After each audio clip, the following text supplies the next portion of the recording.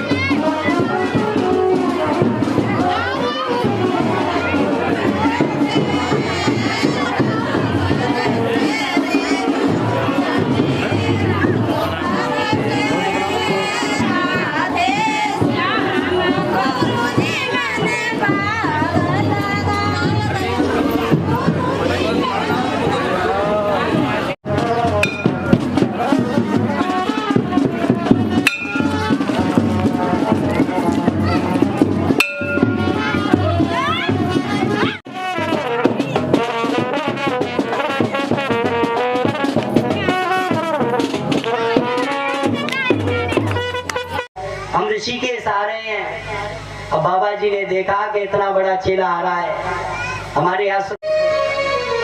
मैंने विचार किया कि चलो गृहस्थों के ही यहाँ देख लेते हैं। और जैसे ही मैं गृहस्थों के यहाँ आया तो महाराज वहाँ तो बहुत बड़ी विडंबना।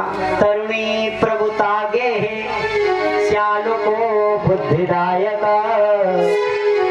कन्या विक्रयणो लोभा दंपति नाम चकलकना। ग्रस्तों के यहाँ आया महाराज, वहाँ और बड़ी विडंबना। तरुणी प्रभुता के है, बुजुर्गों का मान सम्मान समाप्त। बड़े बूढ़ों को कोई पूछने वाला नहीं। कन्या विक्रयणो लोभा दंपत्ति नाम च कल्पना। कन्याओं का बेटी बेटी का बेटा बेटी का विक्रय होता है। संबंध नहीं अपितु सौदे होते हैं। जहां सौदा पट जाए बस वही समधि बन जाए। अब भावनाएं सम नहीं, विचार सम नहीं।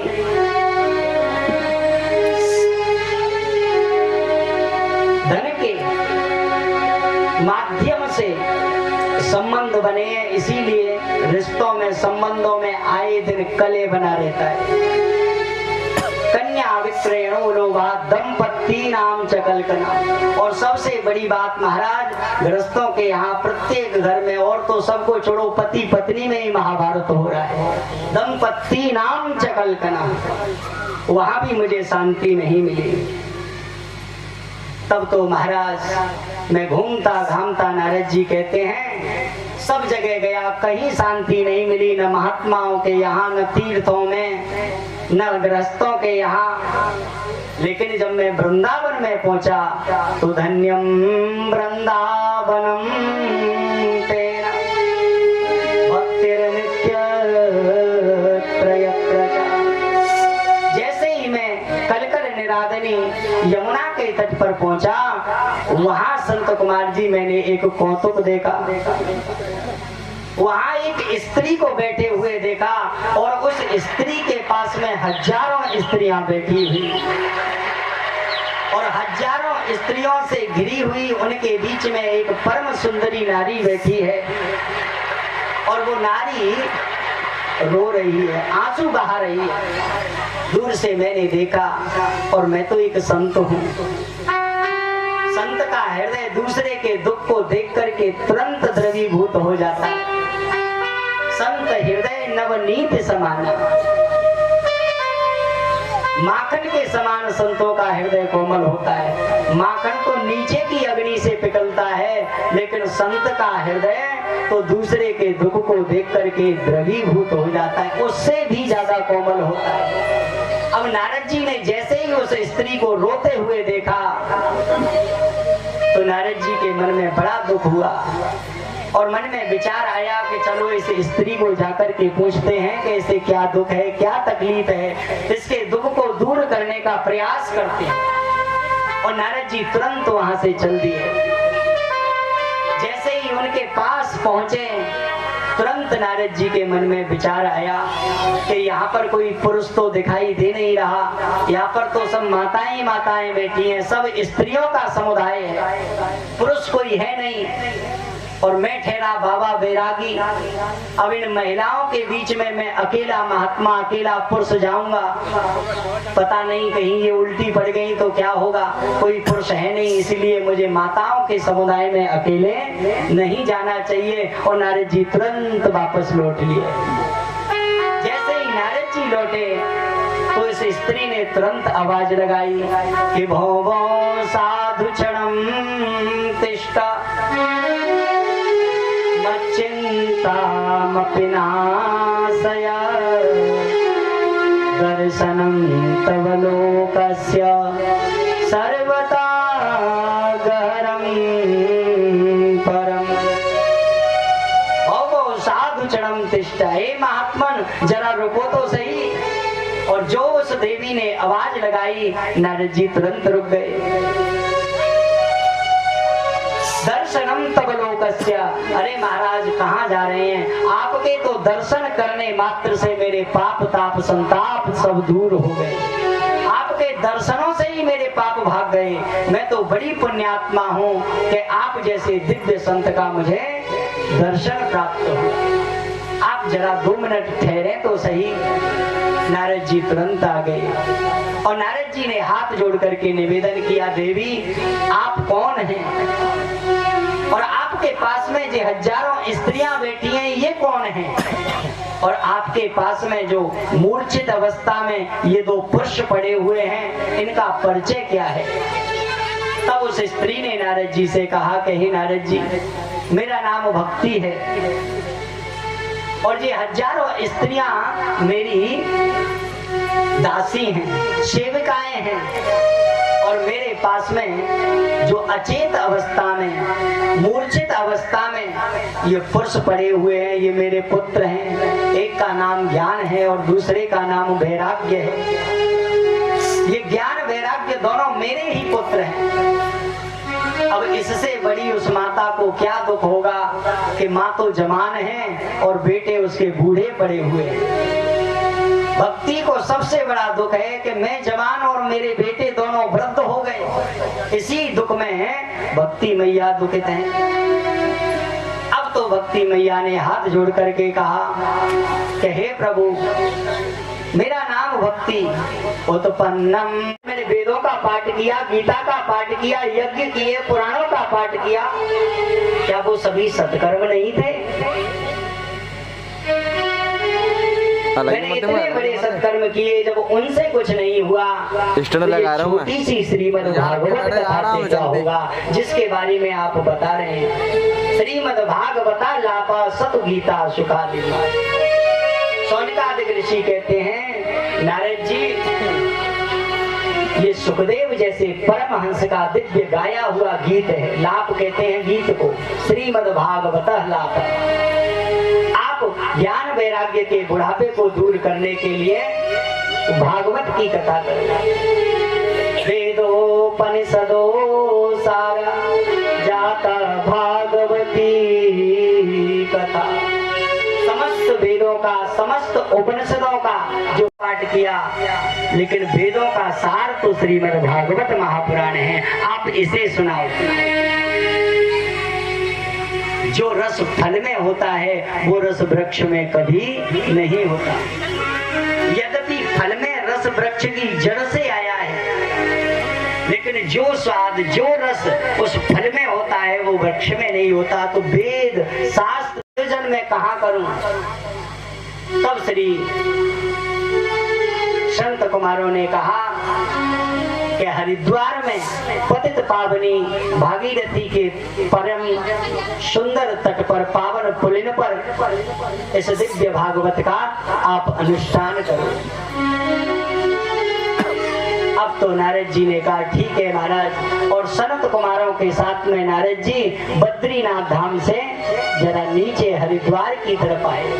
जो हरि का धाम है, गोविंद का धाम है, वहां पर आए और एक सुंदर आनंद मंच बनाया। गंगा जी की बालू को एकत्रित करके और उसी को व्यास मंच बनाया। उसी पर चारों भाई सनक सनंदन सनातन संत कुमार को आसीन किया और नारद जी ने 4 आसन सामने बिछा दिए। एक आसन पर स्वयं बैठ गए, एक आसन भक्ति मैया के लिए, एक आसन ज्ञान के लिए, दूसरा आसन वैराग्य के लिए डाला। भागवत की कथा का नियम है कि अगर गृहस्थ आदमी भागवत कथा कराए तो पत्नी सहित बैठ करके सुननी चाहिए, ऐसा नियम है।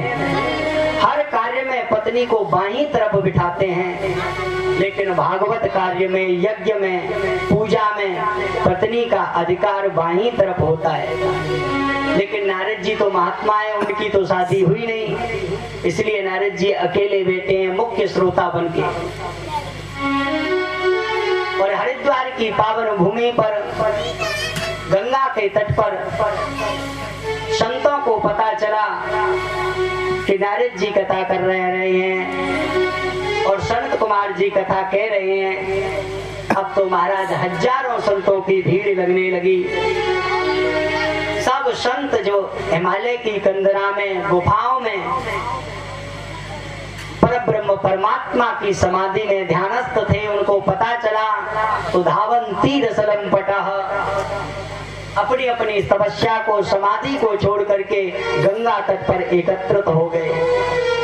भृगुरु वसिष्ठस्य वनश्च गौतमो वेदातिथिर्देवलदेवरात रामस्तथा गादिसुकश्च साकिलो मृकण्डपुत्रात्र जपेश्वरो व्यासपराशरौ च छाया सुकौ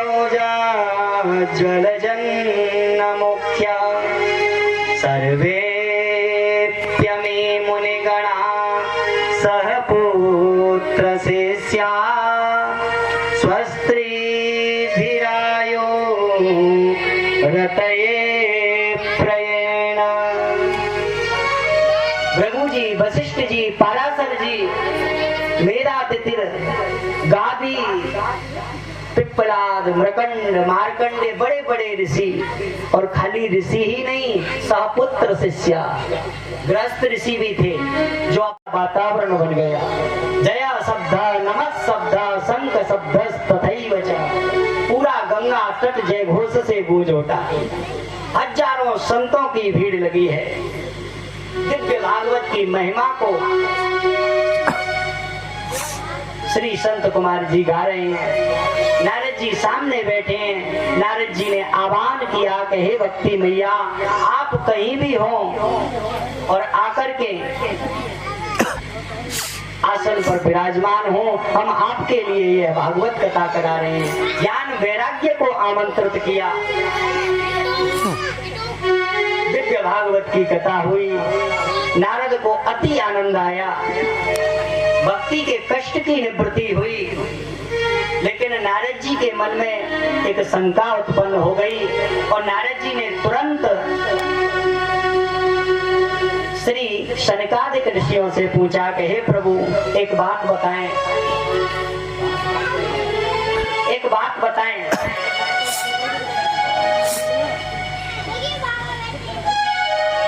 नाथ, कि आपका भागवत की कथा को सुनकर कोई पापी व्यक्ति मोक्ष को प्राप्त हो सकता है क्या?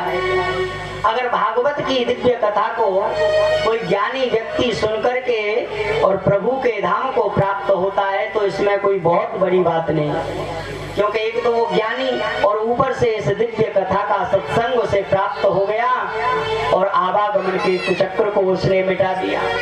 अगर भक्त व्यक्ति इस कथा को श्रवण करके मुक्ति पाता है तो इसमें भी कोई बड़ी बात नहीं है।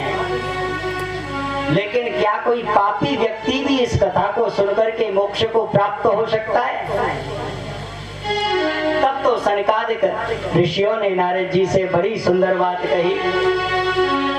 ये मानवा पापकृतस्तु सर्वदा सदा दुराचाररता विमार्गदा क्रोधाग्निदगिधा कुटिलास्य कामिना सप्ताह यज्ञेन कलो पुनन्ते।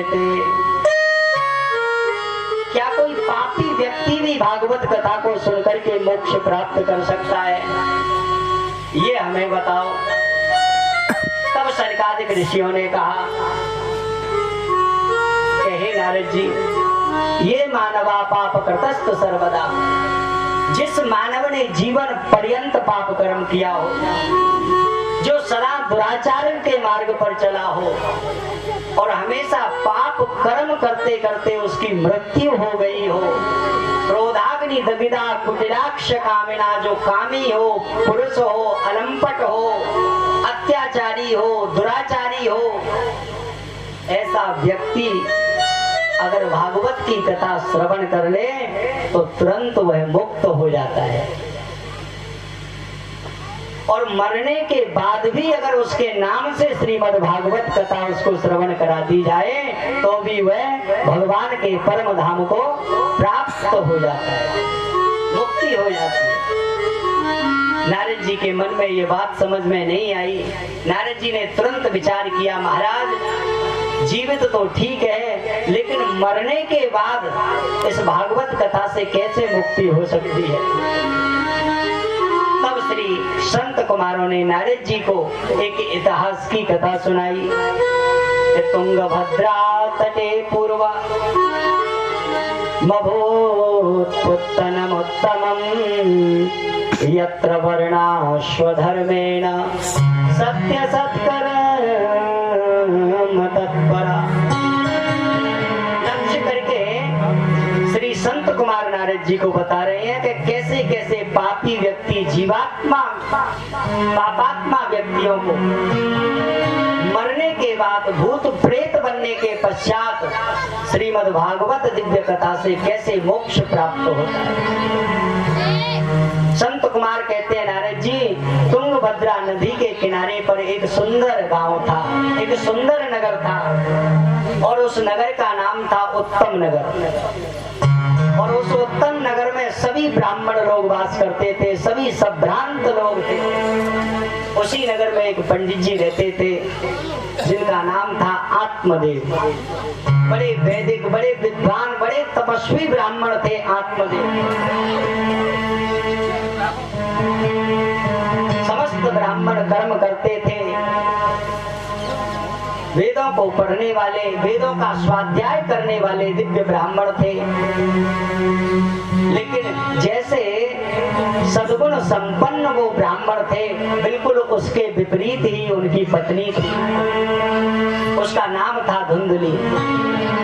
बड़ी कर्कश, बड़ी कुटिल ब्राह्मणी धुंधली, दोनों पति पत्नी उस नगर में रहते थे। लेकिन ब्राह्मण के मन में एक पीड़ा थी कि मेरे कोई संतान नहीं है। ब्राह्मण बड़ा दुखित हुआ।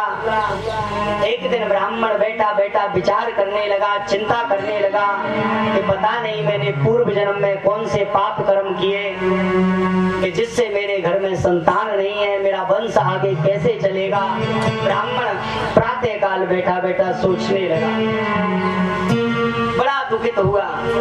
इतने में महाराज उसके पड़ोसी ने देखा कि आज पंडित जी बड़े दुखित हैं। पड़ोसी ब्राह्मण के पास आकर के बोले, पंडित जी क्या बात है, आज प्रातः काल से ही बड़े आप उदास हैं।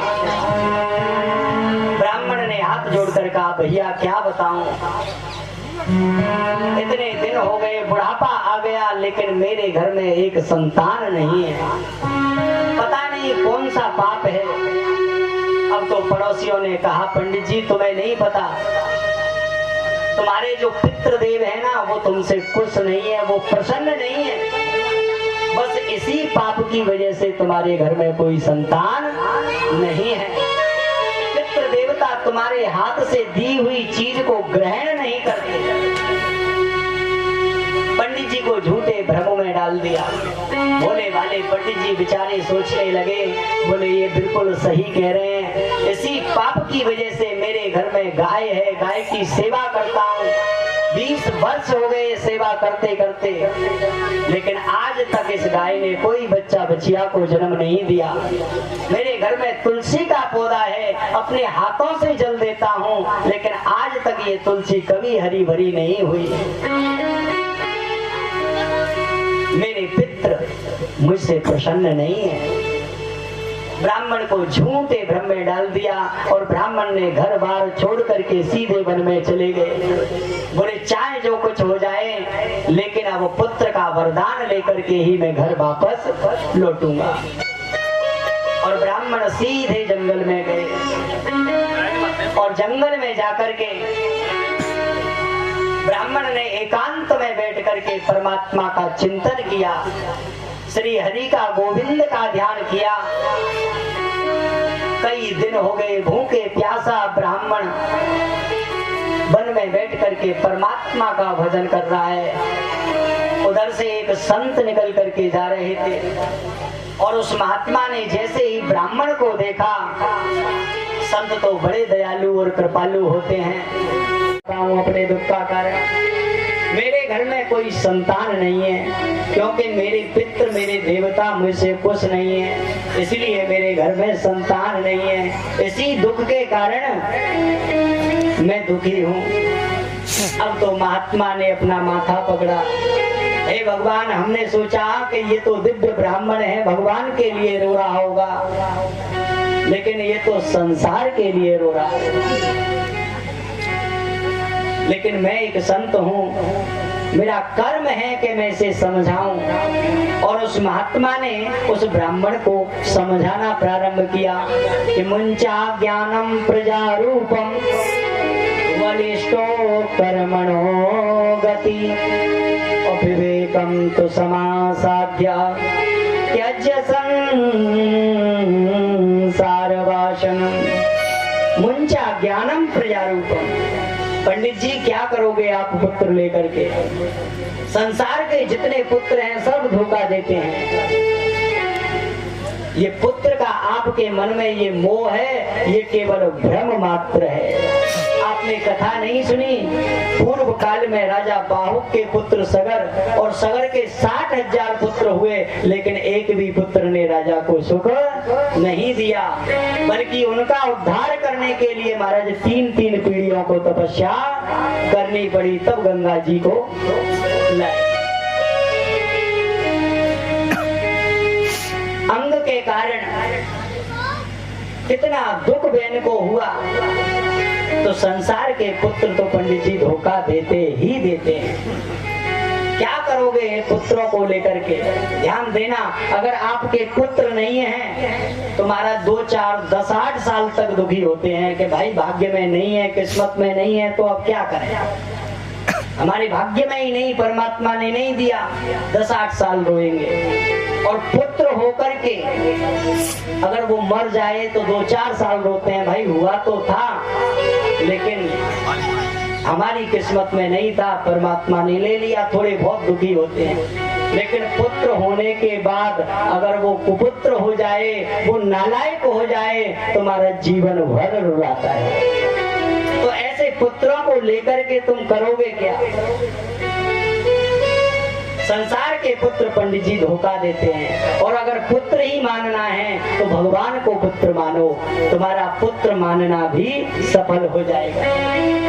मानो तो सही। देखिए भक्ति के 3 संबंध हैं। सबसे पहला है समर्पण।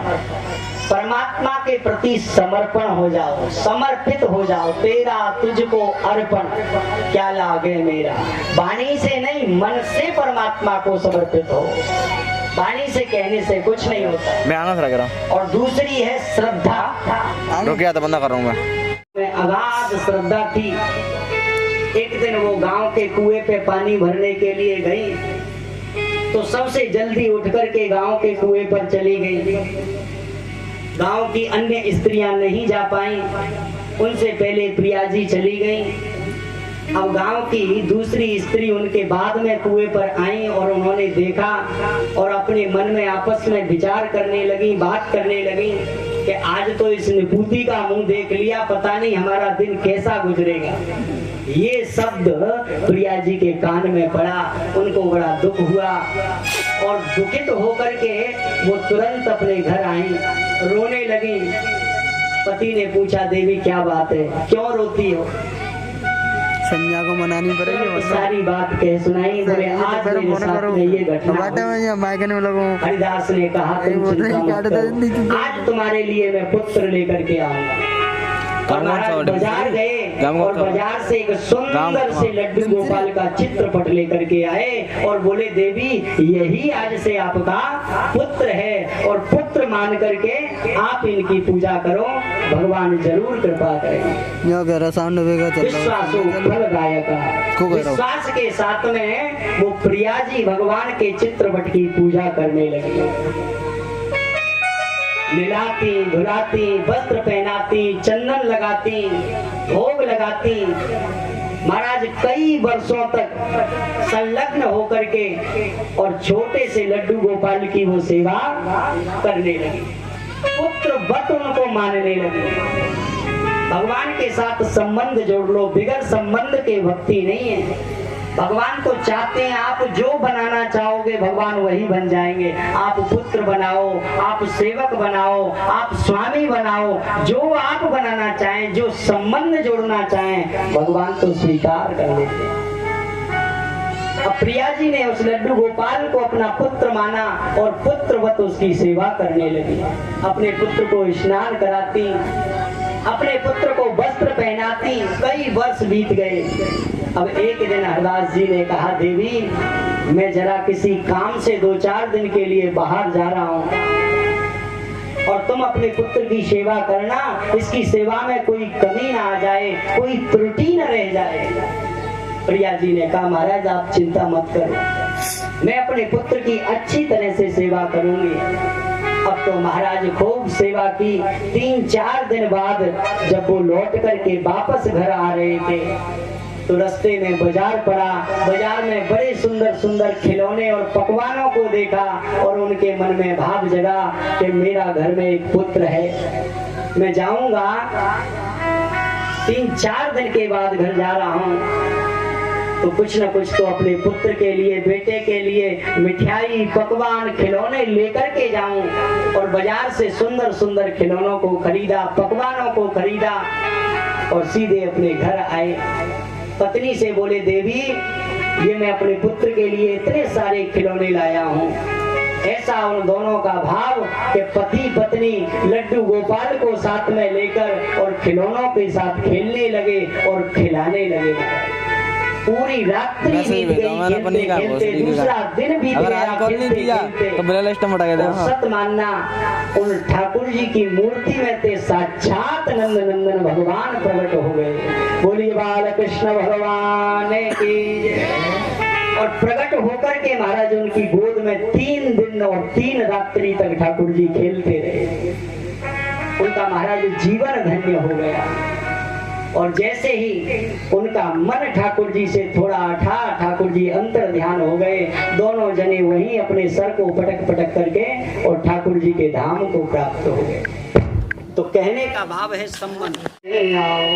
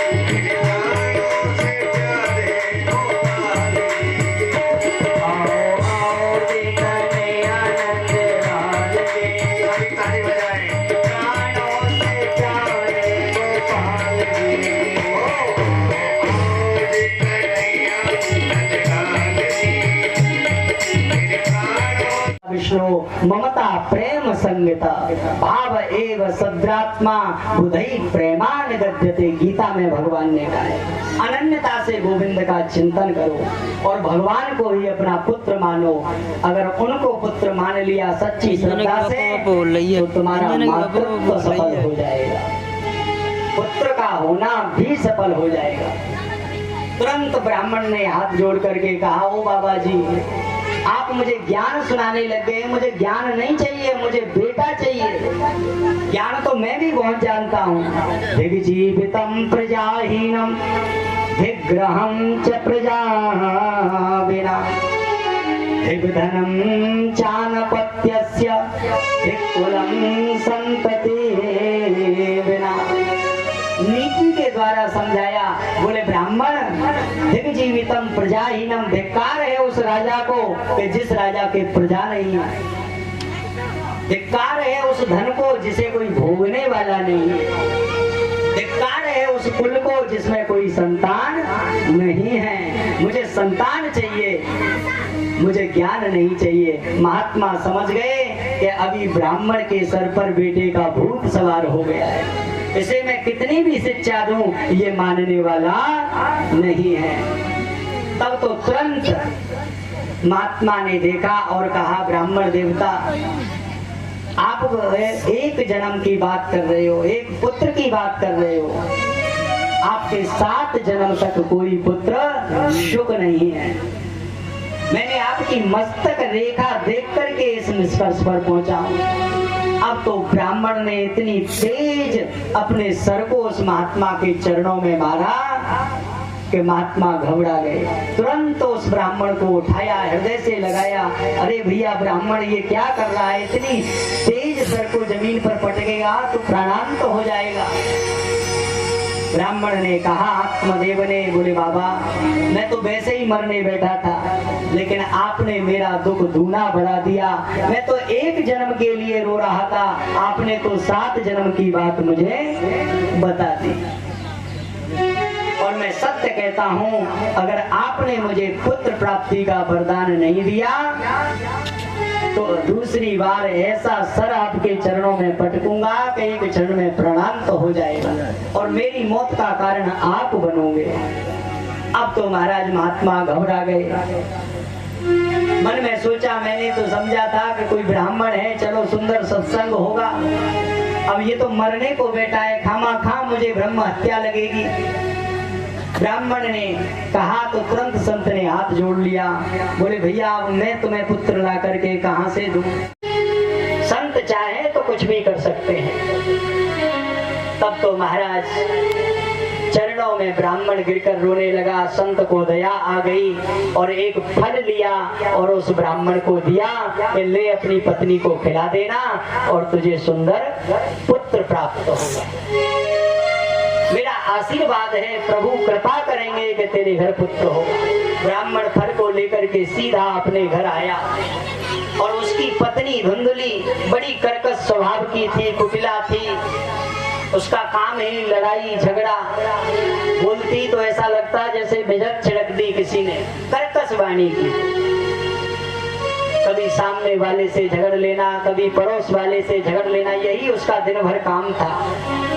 लेकिन शाम को भोले भाले पंडित जी जब घर आते पूजा पाठ करा करके, तो महाराज ऐसा स्वागत सम्मान करती, इसीलिए पति की दृष्टि में उसके प्रति बड़ा आदर था, बड़ा सम्मान था। और तुरंत ब्राह्मण ने उस फल को लेकर के अपनी पत्नी को दे दिया कि देवी ये फल खा लेना, ये संत का आशीर्वाद है, तुझे सुंदर पुत्र प्राप्त होगा, ये महात्मा ने आशीर्वाद दिया। अब तो महाराज धुंधली ने उस फल को ले लिया, खा लेना। ब्राह्मण ने कहा, धुंधली बोली आप चिंता न करें, मैं पालूंगी। ब्राह्मण फल दे करके घर के बाहर चले गए। धुंधली मन में विचार करने लगी, हे भगवान इस फल को खाऊं या नहीं खाऊं? ये महात्मा पता नहीं क्या जादू टोना इस फल में करके दिया है, कहीं कुछ मुझे ही गड़बड़ ना हो जाए तो सब नष्ट हो जाएगा, क्या करूं? और महाराज उसने अपने पति की बात नहीं मानी। पत्नी के लिए पति ही परमपिता परमेश्वर होता है। मनुस्मृति में कहा है कि स्त्रियों को, माताओं को कभी किसी के चरण नहीं छूने चाहिए, सिर्फ अपने पति के ही चरण छूने का अधिकार माताओं को है, मनुस्मृति में कहा है। पति के चरणों में ही सब कुछ है, स्वयं पर ब्रह्म परमात्मा का वास है। लेकिन यहाँ धुंधली ने नहीं सुना, जो पति की सेवा करते। आजकल तो महाराज बात ही नहीं मानती, और जो बात नहीं, कल्याण न होएगा नारी को जो पति की बात न माने।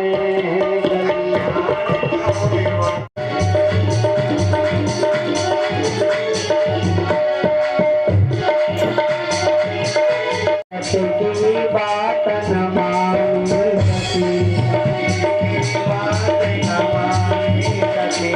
पति की बात न माने,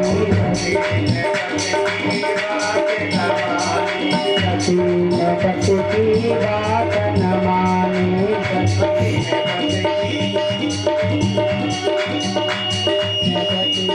बात न माने। चली सयानी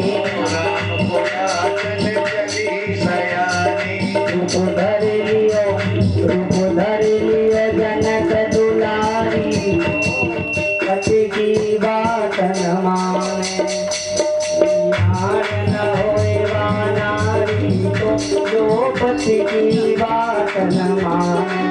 ज्ञान न होएगा पति की बात न माने। ज्ञान न कृष्ण भगवान की जय हो। पति की बात नहीं मानी और उस फल को नहीं खाया।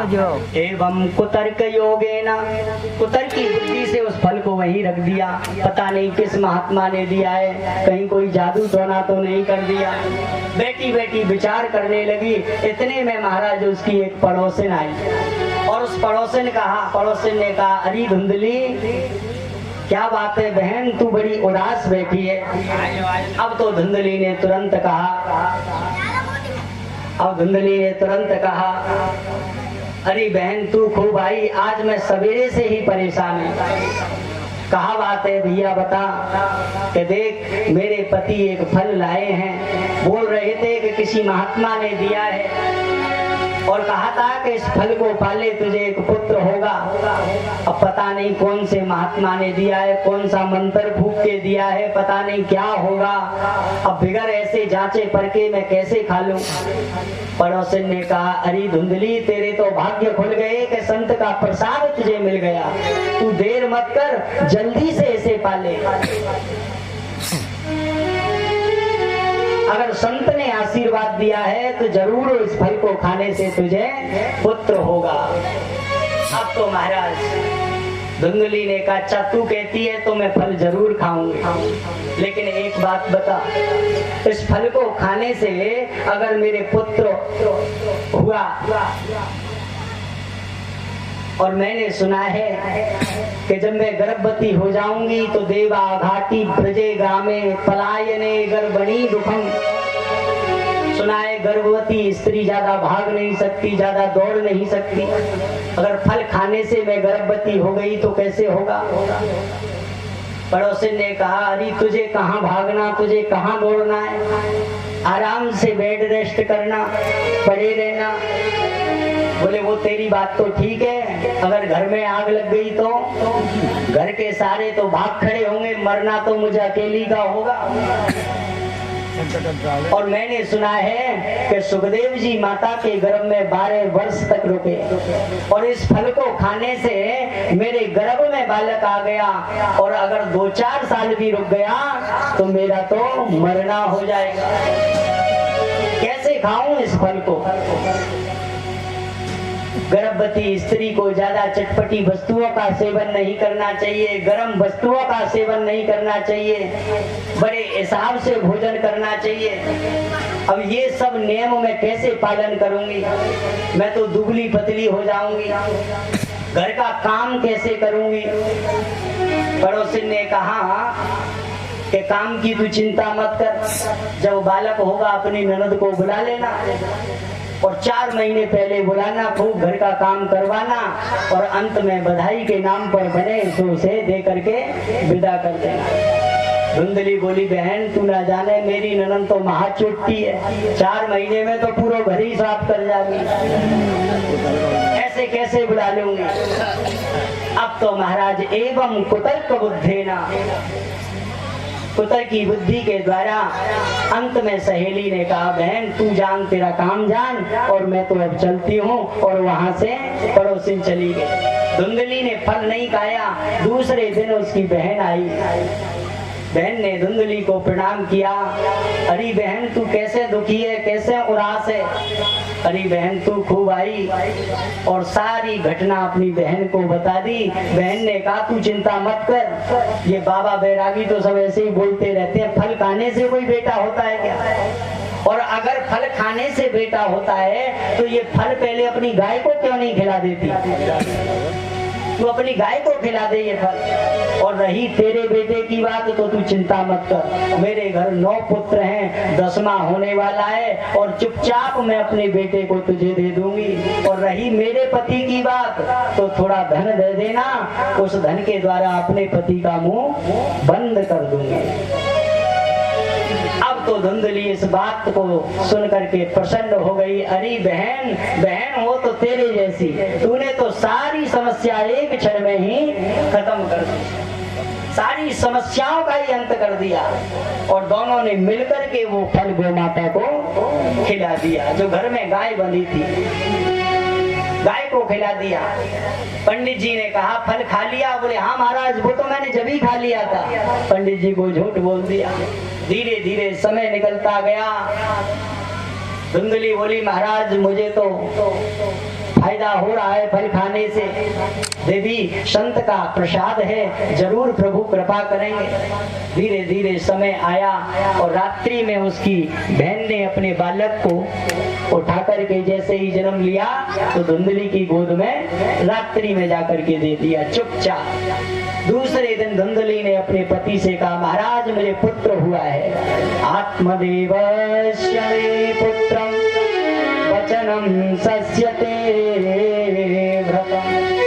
अब तो आत्मदेव बड़े प्रसन्न हुए इस वचन को सुन करके कि मेरे घर पुत्र हुआ है। दौड़ लगा दी, पूरे गांव में ब्राह्मण ढूंढने लगा, सब लोगों से कहने लगा आप देखना हमारे घर भी पुत्र हुआ है। गृहस्थी सरसम सो के पुत्र पौत्र सुखान्विता।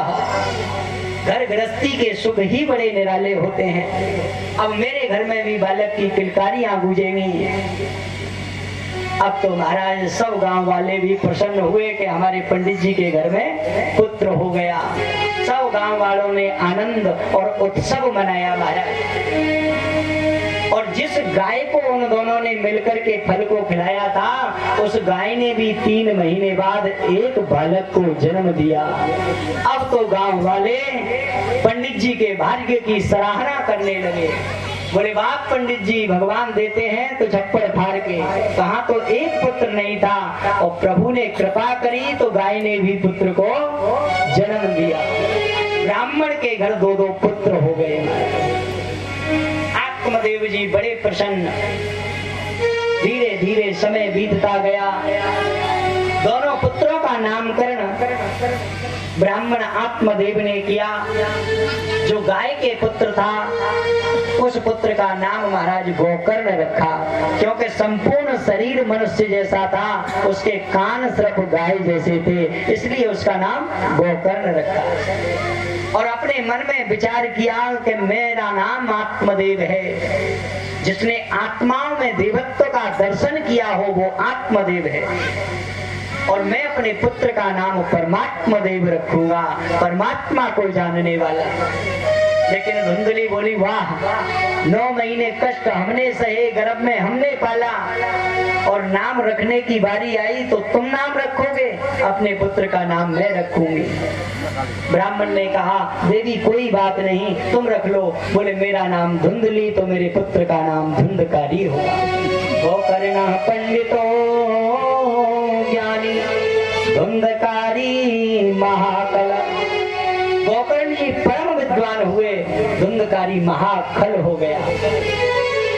एक बालक जिस घर में हो, ध्यान देना, उस बालक के बिगड़ने के चांस बहुत ज्यादा हो जाते हैं, क्योंकि वहाँ माता पिता सबका उत्तरदायित्व ज्यादा होता है। अब आत्मदेव जी यहाँ पर गलती कर गए। एक पुत्र था, सुंदर शिक्षा नहीं दे पाए। अब तो महाराज आत्मदेव से बहुत बड़ी गलती हो गई। बालक होते हैं छोटे छोटे, उदम करने लगे, बदमाशी करने लगे। आत्मदेव ने धुंधली ने सोचा अभी तो बालक है, बड़ा होगा समझ जाएगा कोई बात नहीं। धीरे धीरे और बड़ा हुआ, कंचे खेलने लगा, कांच की गोली। बोले कोई बात नहीं अभी तो बालक है। फिर ताश पत्ते खेलने लगा, फिर उसमें पैसे लगाने लगा, फिर भी कुछ नहीं कहा। जुए में हारने लगा। माँ देती रही, ले जा बेटा बहुत संपत्ति है, एक ही तो है, सब तेरा ही तो है। माँ देती रही, बेटा ले जाता रहा। अब पैसे से काम न चले तो सोना चांदी ले जाने लगा। घर में जितना धन संपत्ति था सारा ले गया। अब तो महाराज माँ से जबरदस्ती छीनने लगा। माँ ने कहा बेटा जो कुछ था सब ले गया, अब कहाँ से दूं, अब है ही नहीं। तो महाराज पीना प्रारंभ हो गया, शराब पीने लगा, चोरी करने लगा, डाका डालने लगा। अब तो महाराज ब्राह्मण और धुंधली ब्राह्मणी दोनों दुखी हो गए। एक दिन ब्राह्मण बैठे बैठे रोने लगे।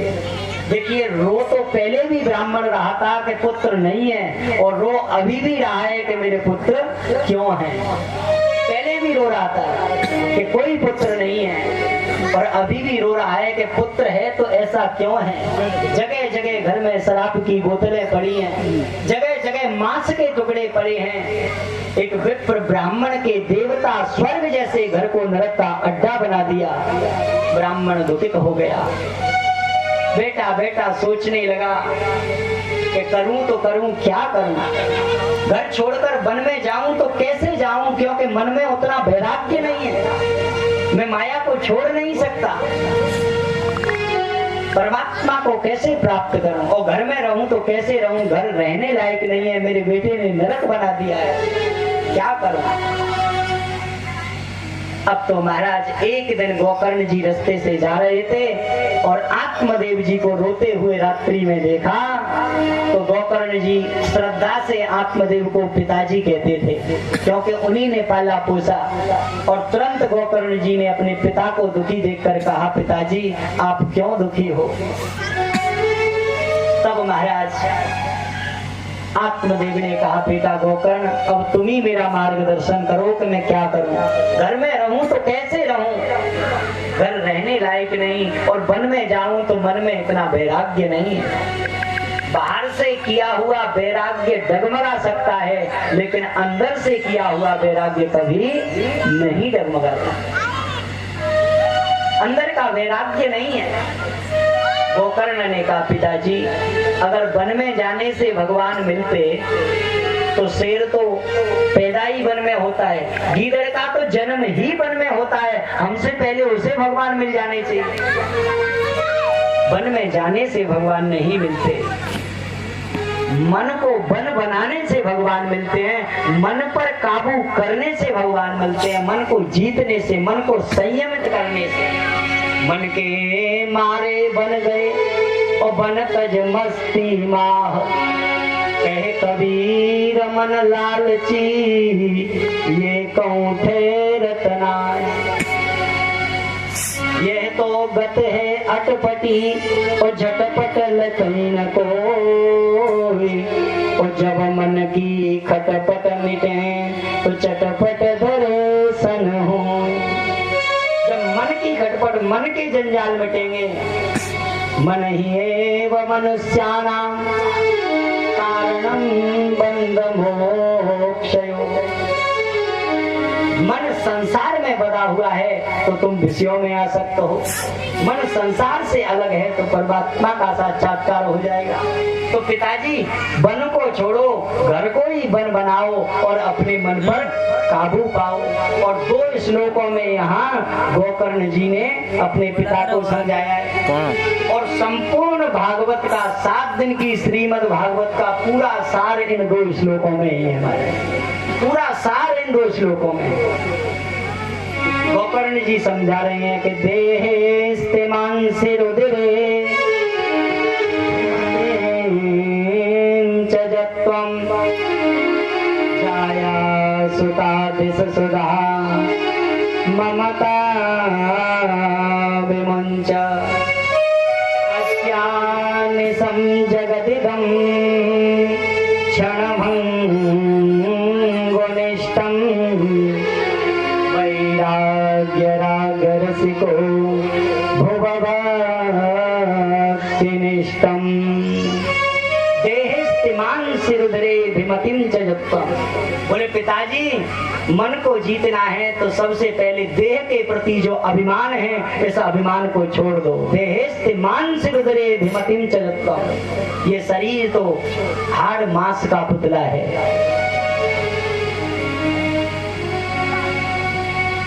ईंट गारे भरे पड़े हुए हैं। ये तो बढ़िया इस पर डेंटिंग पेंटिंग कर दी है तो चमक मारने लगा है, वास्तविक है कुछ नहीं।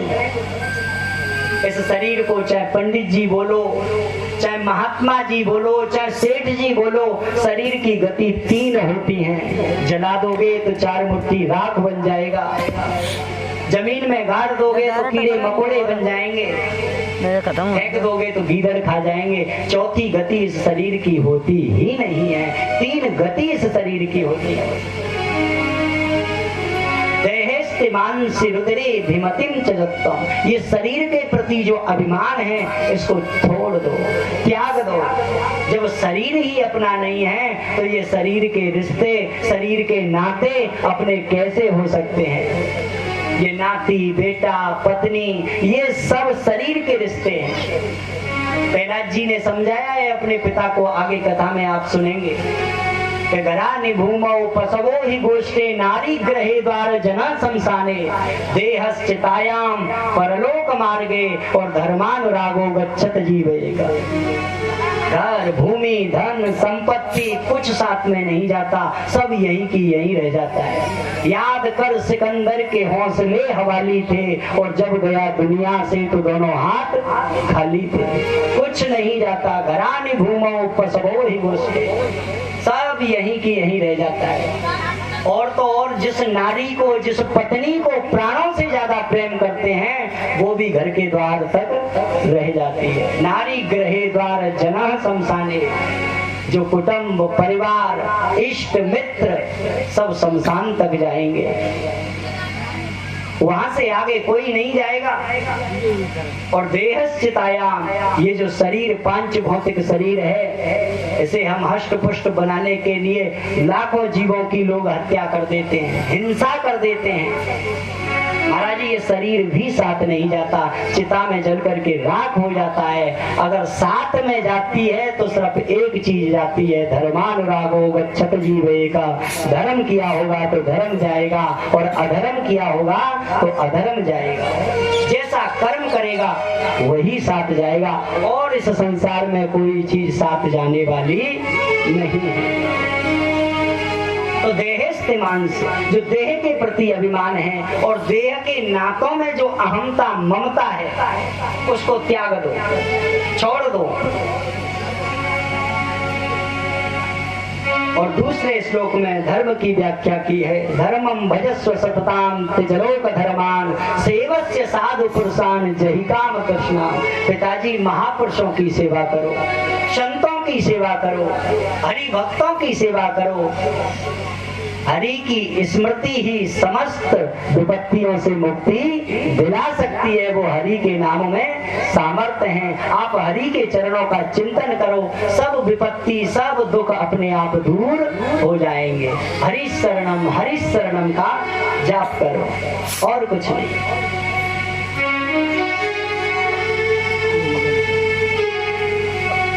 आज को देखो, कल को मत देखो, कल क्या होगा।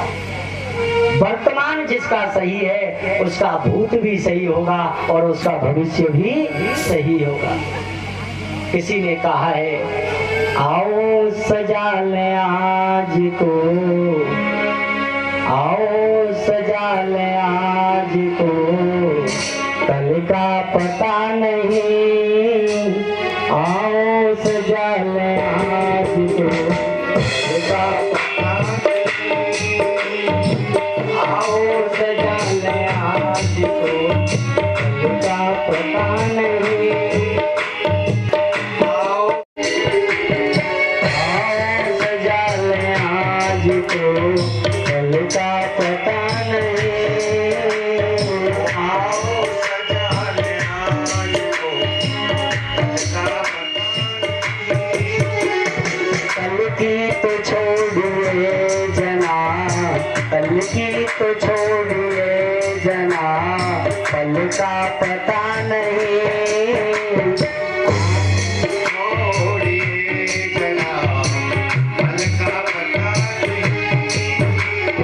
आओ सजा ले आज को, कल का पता नहीं। आओ सजा ले आज को, कल का पता नहीं।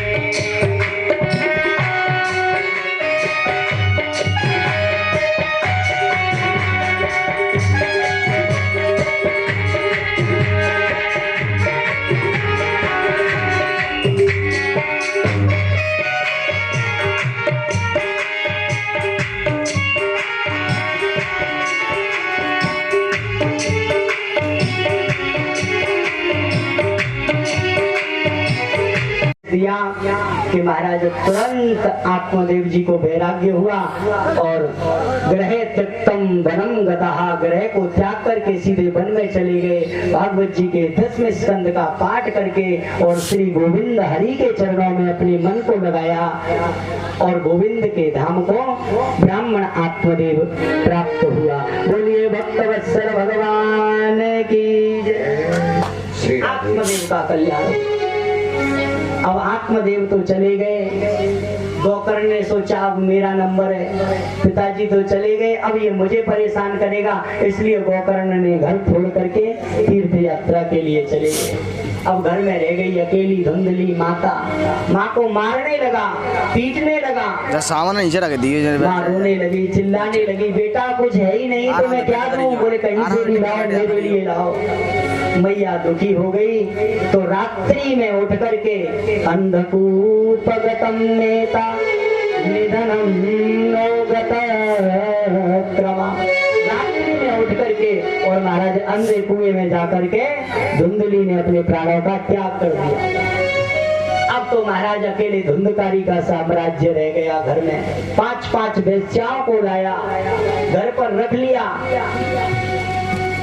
व्यभिचारी हो गया, दुराचारी हो गया, चोरी करने लगा, वेश्याओं को ला करके धन देने लगा।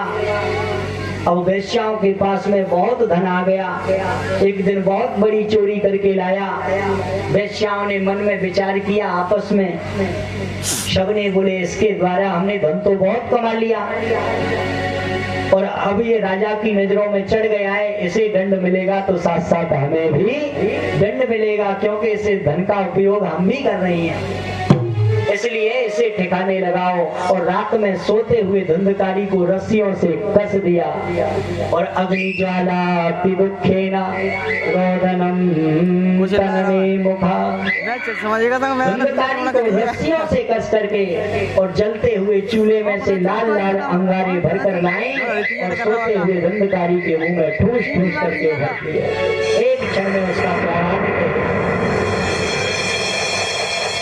और महाराज वही आंगन में गड्ढा खोद कर उसको गाड़ कर और वहां से धन को लेकर के रफू चक्कर हो गए। अब तो महाराज धुंधकारी का प्रेत वहां प्रेत बन करके पड़ा है। कई वर्ष बीत गए। जब गोकर्ण जी महाराज तीर्थ यात्रा से आए और मन में विचार किया कि रात्रि में अपने गांव में रुकेंगे, पंडित जी के घर में रुकेंगे। अर्धरात्रि हो गई थी और गोकर्ण ने मन में विचार किया कि अभी रात्रि में मैं बताऊंगा तो लोग मेरा स्वागत करेंगे, सम्मान करेंगे, सबकी निद्रा टूटेगी। देखिए तितिक्षया कारण का मैत्रा जंतु सखेश को, संत कौन है? जो दूसरे के दुख को समझ करके उसे दूर करने का प्रयास करे, वो संत है। और संत कभी अपने को संत समझे ही नहीं, वह सबसे बड़ा संत है। सुनीचे ना तरो रिव सहिष्णुना, तिनके से भी छोटा अपने आप को समझे, वो संत है। और संत के मन में भाव आया कि लोगों को पता चलेगा तो ये मेरा स्वागत करेंगे, इनकी नींद टूटेगी, प्रातः काल सबसे मिल लेंगे। और रात्रि में पंडित जी के घर में विश्राम करते हैं। और जो पंडित जी के घर में अंदर गए, या निशा सर्वभूतानां तस्या जागृत संयमी, सारी दुनिया सोती है और संयमी पुरुष परमात्मा का चिंतन करता है। गोकर्ण जी ने आंख बंद करके भजन किया। भजन के लिए बैठे तो उनकी आंखों के सामने कभी हाथी बन करके आ जाए, कभी भैंसा बन करके आ जाए, कभी अग्नि जल जाए।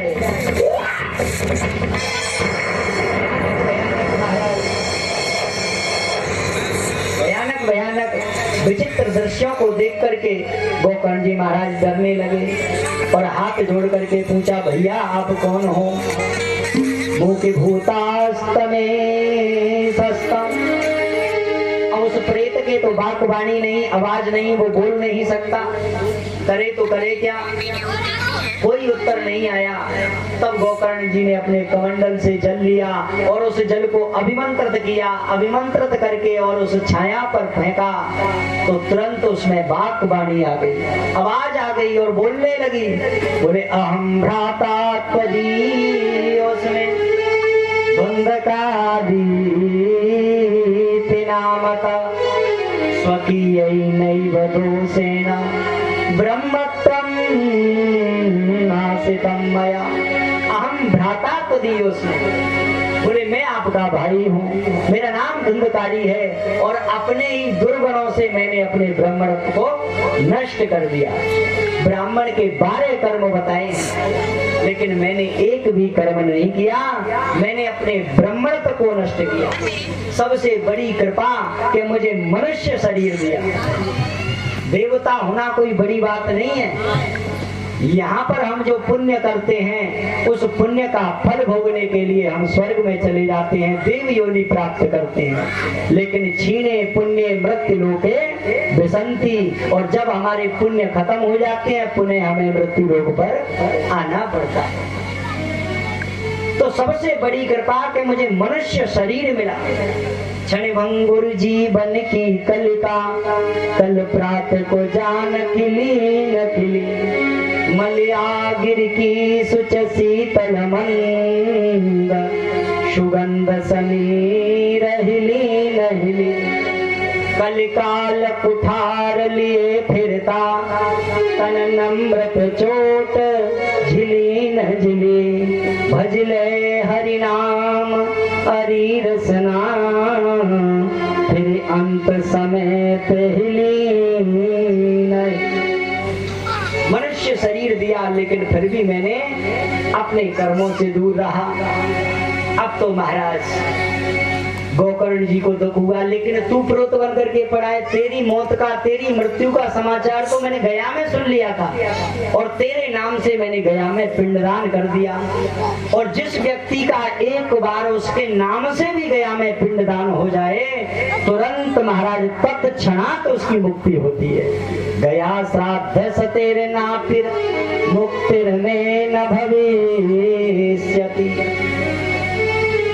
पिंडदान की तो बहुत बड़ी बात है। चरणम पत्वाधरम तीर्थम गया सत्यतमे प्रतम। लोक विष्णुम पदम दत्वा आरुह्याद्ग्रहावण।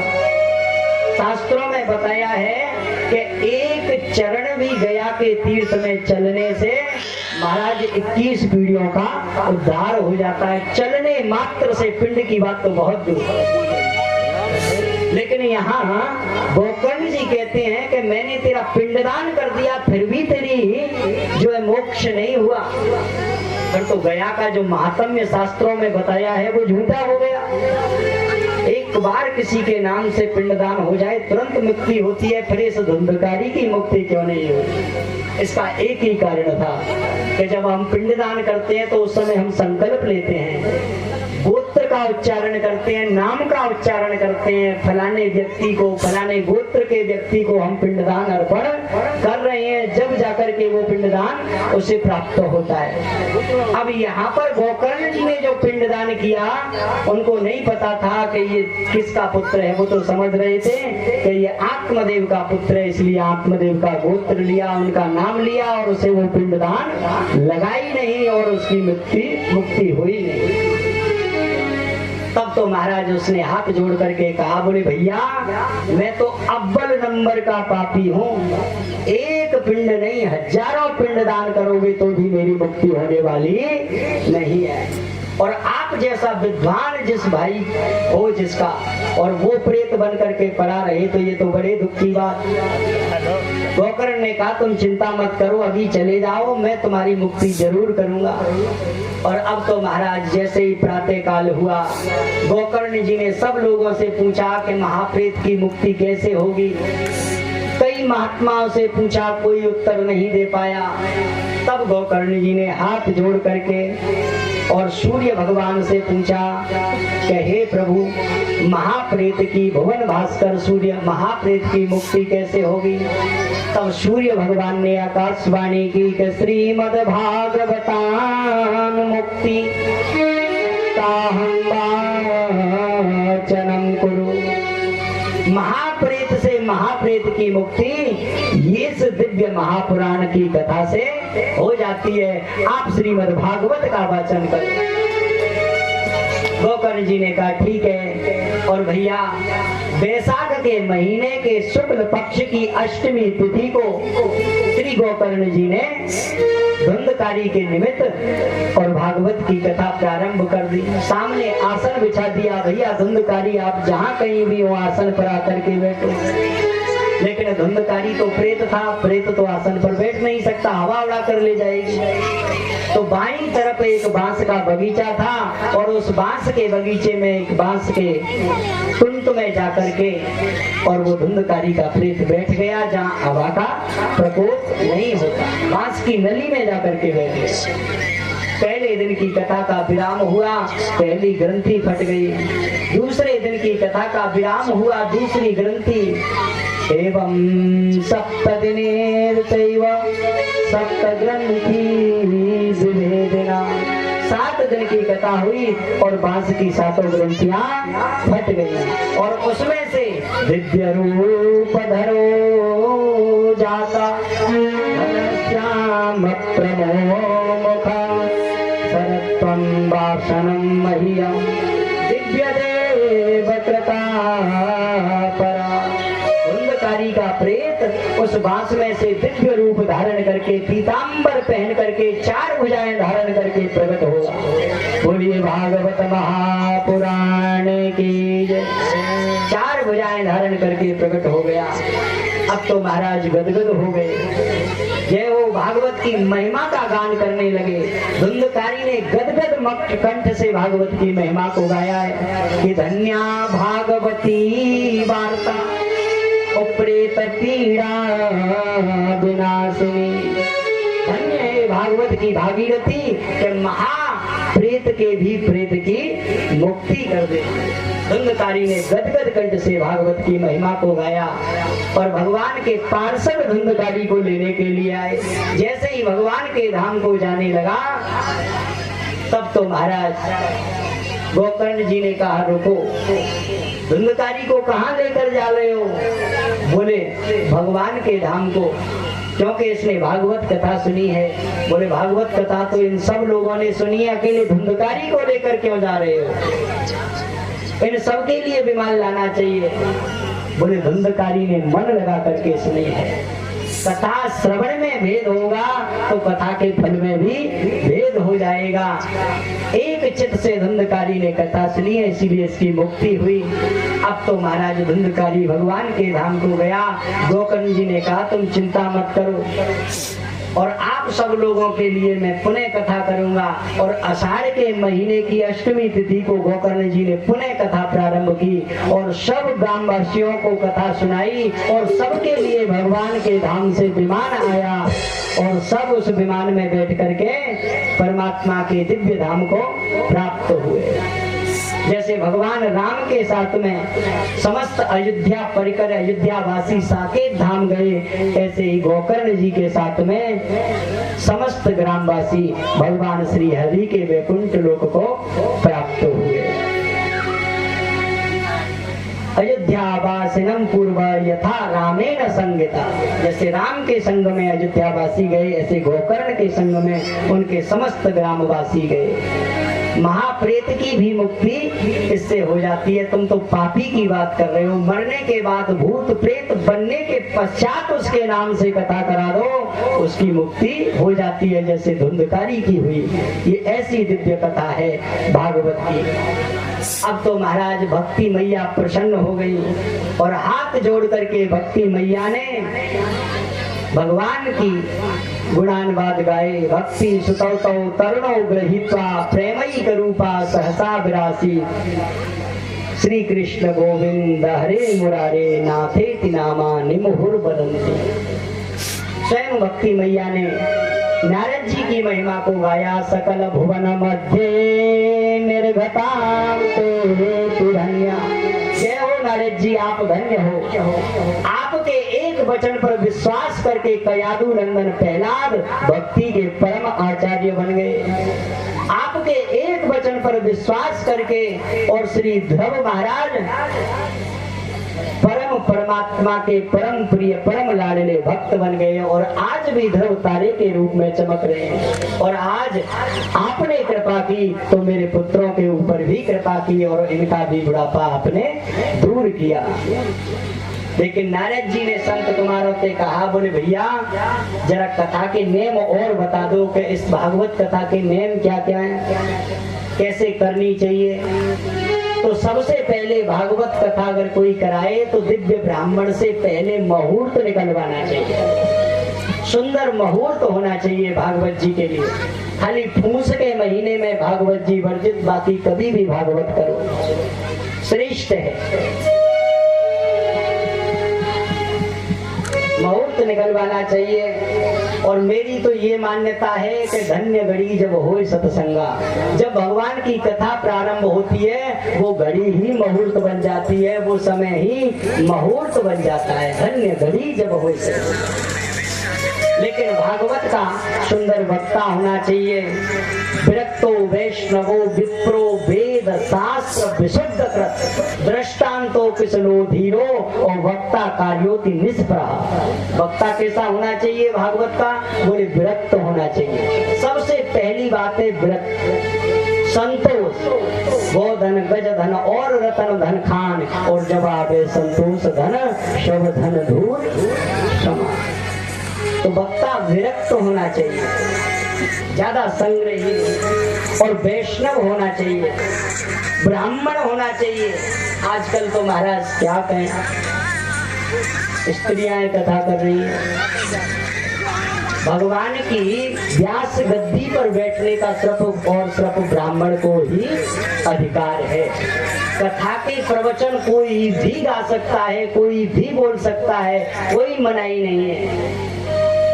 शास्त्र पढ़ना, भागवत पढ़ना, वेद पढ़ना, पुराण पढ़ना, गीता पढ़ना, रामायण पढ़ना, माताओं को कोई मनाही नहीं है। खूब पढ़ें, अपने बच्चों में संस्कार दें। ध्यान देना, बालक की प्रथम गुरु माँ होती है, सबसे प्रथम गुरु माँ होती है। तो माताओं को ये ग्रंथ पढ़ने चाहिए ताकि आगामी पीढ़ी में सुंदर संस्कार उत्पन्न हो। लेकिन व्यास गद्दी पर सिर्फ ब्राह्मण का और विरक्त ब्राह्मण का बैठने का अधिकार है। तो कथा का वक्ता विरक्त होना चाहिए, वैष्णव होना चाहिए। और खाली भागवत ही नहीं, वेद शास्त्र विशुद्ध कृत अन्य पुराणों का भी उसे कुछ अध्ययन होना चाहिए। दृष्टांतो कुशलो धीरा, दृष्टांत के माध्यम से सुंदर समझाने वाला होना चाहिए। और वक्ता कार्योति निष्प्रह, ऐसा वक्ता होना चाहिए। कथा कराएं तो सब देवी देवताओं के सुंदर मंडल चक्र होने चाहिए। गणेश वेदी, पंचांग वेदी, नवग्रह, चतुष्ट योगिनी आदि आदि जो भी है, रुद्र कलश, विष्णु कलश, पितृ कलश, समस्त कलशों की वहाँ स्थापना हो। तुलसी का नित्य पूजन हो, गौ माता का नित्य पूजन हो, भागवत जी का नित्य पूजन हो, संतों का आगमन हो, संतों का दर्शन हो। वो तो सब ठीक है महाराज, लेकिन खर्चा, आजकल खर्चा की सबसे पहले आती है कि भागवत कराएं तो कितना खर्च होगा। यहाँ भागवत जी में महाराज खर्च भी बताया है कि भागवत में खर्च जैसे अपनी कन्या का विवाह करते हैं धूमधाम से, जितनी श्रद्धा से, अपनी सामर्थ्य अनुसार, अपनी श्रद्धा अनुसार अपनी बेटी का विवाह करते हैं, बस ऐसे ही ये है दिव्य भागवत ज्ञान यज्ञ को भी करना चाहिए। इसका कोई पार नहीं है, कैसे भी कर सकते हैं। और महाराज अंत में व्रत के बारे में बताया। वक्ता श्रोता दोनों को व्रत में रह करके कथा करनी चाहिए। और व्रत अगर कोई न रह सके तो भोजनम तु बरम मन्ये कथा श्रवण कारकम लोपवासो बरह प्रोक्ता कथा विघ्न करो यदि। चाहे दिन में 10 बार भोजन करो, लेकिन कथा सुनने जरूर आओ। जैसा मन आपको लगे वैसे कथा सुनो। सुखासन से। फलाहार व्रत इसलिए बताया कि कम भोजन होगा तो बैठने में सहूलियत होगी, नहीं तो खूब भोजन कर लिया तो कभी पैर इधर करेंगे, कभी इधर करेंगे, कभी भागवत जी की तरफ करेंगे। और हाँ, चाहे आप कैसे भी भागवत जी में बैठो, वैसे तो सुखासन से बैठना चाहिए, अलती पालती मार करके बैठना चाहिए। लेकिन अगर सुखासन से न बैठ सके, किसी भी आसन से बैठो, लेकिन दोनों घुटनों को खड़े करके और दोनों हाथों से बांध करके ऐसे कभी नहीं बैठना चाहिए। इसका नाम है दलिद्र आसन। अगर इस आसन से इंद्र भी कथा सुनेगा तो महाराज वो भी दलिद्र ही कहलाएगा। सुंदर भागवत की कथा को गाया और अंत में समस्त वहां प्रकट हो गए, भक्ति मैया प्रकट हुई, ज्ञान वैराग्य का बुढ़ापा दूर हुआ और सुंदर कीर्तन हुआ। बोलिए भागवत भगवान के जय, कृष्ण कन्हैया लाल के जय, द्वारिकाधीश के जय, श्री भागवत महापुराण की जय, श्री व्यास भगवान की जय, राधा वल्लभ भगवान की जय, श्री गिरिराज महाराज की जय। जय जय श्री राम। आज कथा का प्रथम दिवस था और 7 दिवसीय यह कथा है। अभी तो प्रथम दिवस है, कल से 6 दिन बचे हुए हैं, कल से भरपूर समय मिलेगा। आज कथा में भी अव्यवस्था थी, समय का भी अभाव था, जल्दी जल्दी में भी कथा हुई। कुछ हमारी वैसी भी टेक्निकल ये सांग गांड की भी प्रॉब्लम है पूरी की पूरी, तो कल से ये भी सही होगी। और कथा में समय भी 12 बजे से और शाम 5 बजे तक, कल कथा 12 बजे से प्रारंभ होगी और शाम 5 बजे तक कल की कथा में सुखदेव जी का जन्म होगा, महाभारत की कथा होगी और उसमें राजा परीक्षित के जन्म का प्रसंग होगा, विदुर उद्धव संवाद होगा जो भागवत का सबसे श्रेष्ठ संवाद है। बड़ी ज्ञान वर्धक। बहती गंगा में जो हाथ नहीं धोता वह सबसे बड़ा मूर्ख होता है। चांडाल वक्षस्तनमे स्तमाश्रतम युक्तायमेन स्तनभोक्तमे कृता। ये भागवत जी ने लिखा है कि कहीं भी कथा हो रही है और व्यक्ति अगर कथा सुनने नहीं आता तो उससे अभागा इस संसार में कोई नहीं है। वो चांडाल के समान है, वो जीवित मुर्दे के समान है। ये स्वयं देवता लोग गाली दे रहे हैं। तो कल से कथा 12 से 5 बजे बंद।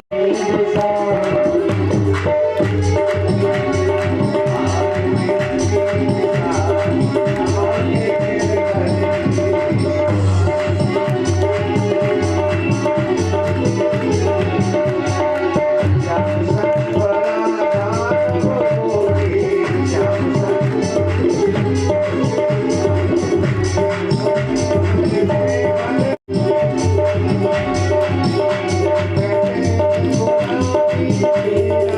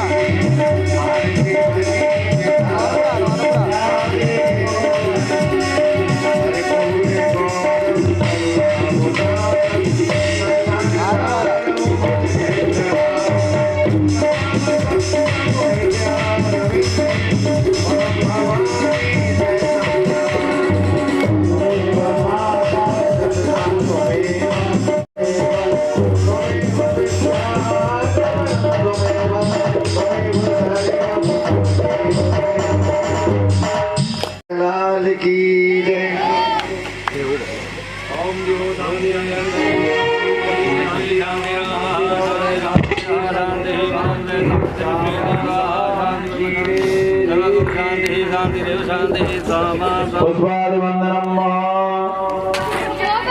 थाली को रख लें, हाथ में फूल ले दो सभी को। ओम जगदीन जमयंत देवाय तांत्रमान प्रतमान यासन्नाति हनागम महिमानं प्रचंड यत् पूर्वे शाक्य प्रचोदयात।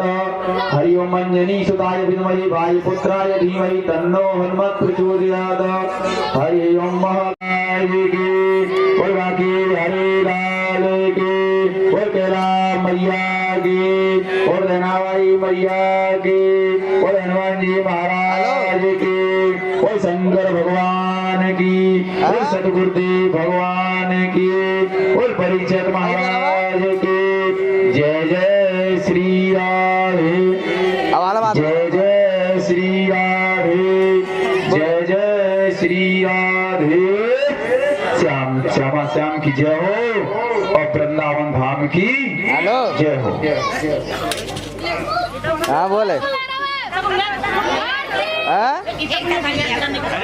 जाइए यार ना आ जाओ भाई।